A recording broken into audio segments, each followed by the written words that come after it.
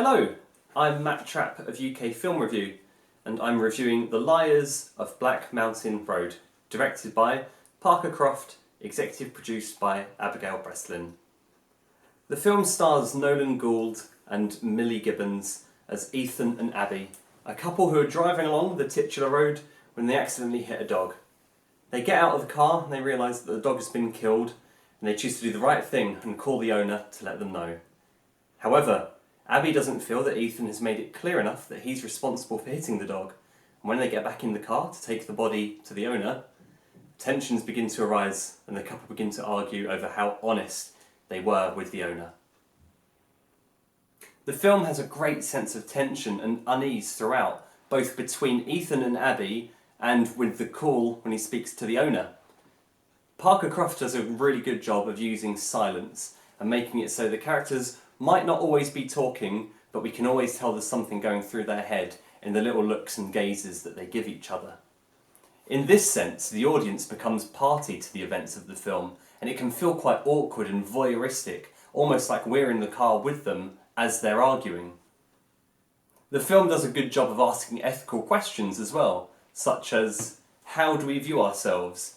Do we know when we're making the right choices? And how do we view others when we think that they might not be making the right choices?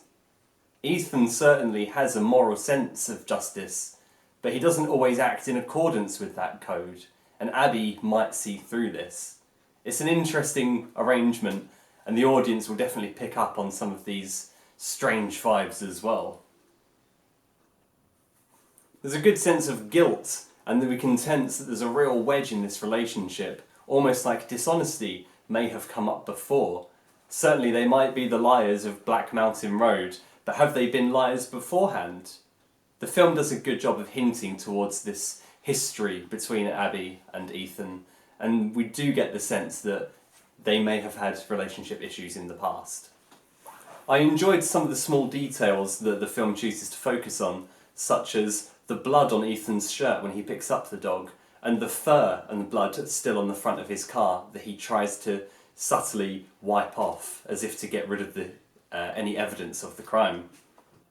I think the film is shot really well and the performances are excellent throughout.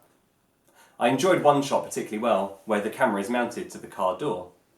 As Ethan opens the door, the camera swings, and as he closes the door, it swings back and it focuses on Abbie, who's sat in the passenger seat watching him walk away.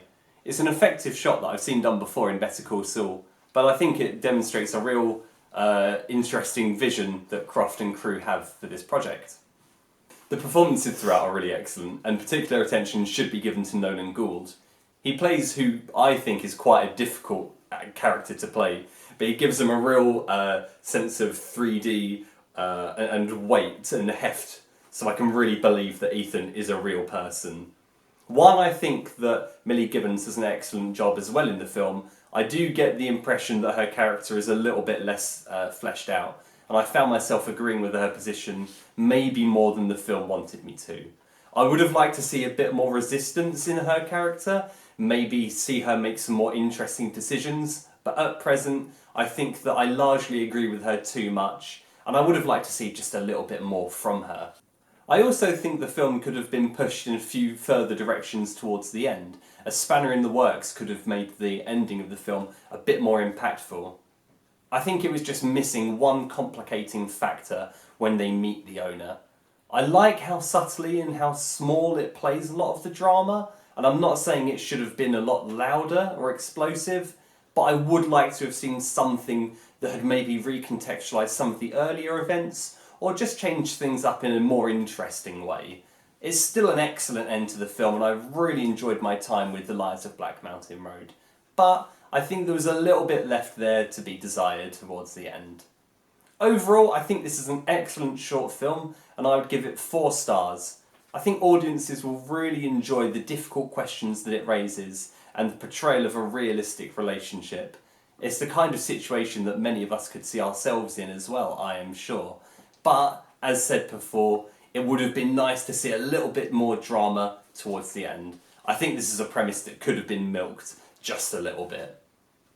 Overall, a really excellent short film. I'm excited to see what the cast and crew do in the future, and I had a really, really good time